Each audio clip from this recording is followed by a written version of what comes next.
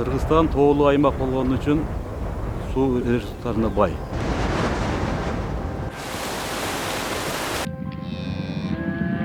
Тоолордогу мөңгүлөр ээрип, дарыяларга келген суулардан жалпы эле дыйкандарыбыз ушу эгин талааларына жеткирип, эгишип, мол түшүмдөрдү алып атабыз. Тоолор табигый суу мунаралары катары иштешет.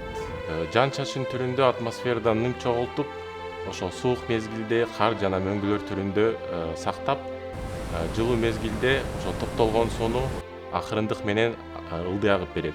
Тоо менен токойдун бизге берген чоң белектеринин бири таза аба, таза суу.